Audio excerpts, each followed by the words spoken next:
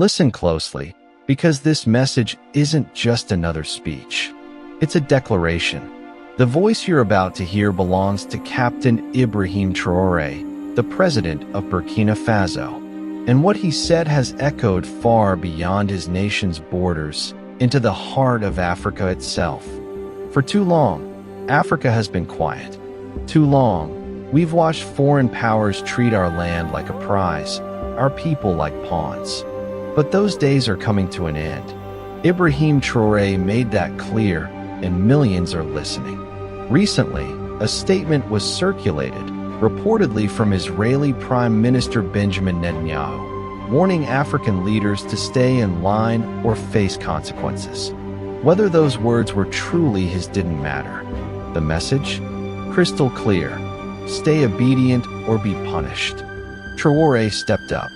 Not behind closed doors, not in whispers, but publicly, with his head held high.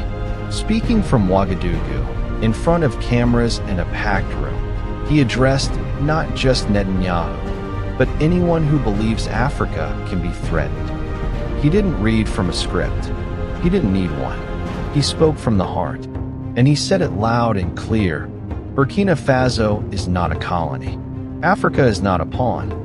We are sovereign, and we will defend our freedom. The moment was electric. You could feel it. He leaned forward and made it unmistakably clear. We don't answer to Tel Aviv. We don't take orders from Washington.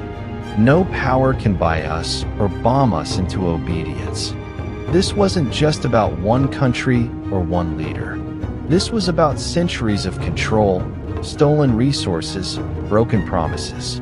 It was about every time Africa was told to sit down and stay silent. Why now? Why speak out so boldly? Because the time for silence is over. Because our future depends on our courage today. Because Africa needs leaders who don't whisper, they roar. The world was watching. His words spread like fire, through Telegram, X, WhatsApp. From the streets of Mali to the villages of Guinea, from farmers to students to elders, millions heard their own voices in his. In Mali, Colonel Assimi Goïta stood with him.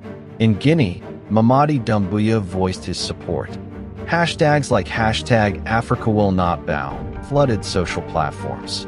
This wasn't just politics. It was a movement. Sovereignty. A simple word, but with powerful meaning. It means choosing our path, controlling our resources, deciding who enters our land. It means standing tall and saying, this is our home. We decide what happens here. For decades, Africa has been treated like a chessboard. Powerful nations move their money, armies, corporations, and we are expected to be silent observers. But not anymore. Burkina Faso has started to reclaim its power. Foreign military bases? No more. Unfair deals that made others rich while our people suffered? Rejected. Threats? Ignored. And we are not alone.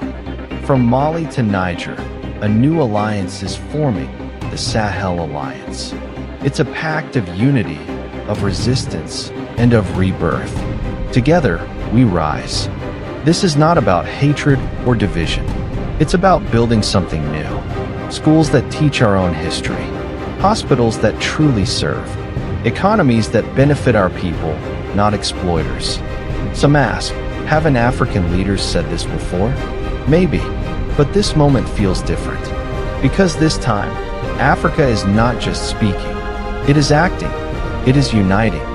France once held tight control over many African nations, military, economic, cultural. But Burkina Faso pushed back. Mali pushed back. Niger pushed back. This is a new chapter. Mainstream Western media barely touched the story. Their silence said it all. Africa's defiance doesn't fit the story they like to tell, one of dependence and weakness. But that story is ending. Traoré didn't plan to be a symbol, but he's become one. To many, he represents defiance, pride, hope, a reminder that we don't have to be afraid anymore. He's not chasing fame. He's fighting for the future, for the children of Africa, for the dreams of our ancestors, for the right to sit at the table, not beg at its edge. The Sahel Alliance is just the beginning. It's the spark, but the dream is bigger, a united Africa, north to south, east to west, standing together as one people. To the world leaders who still see Africa as a target, a resource bank, a pawn, this is your warning. The age of exploitation is over.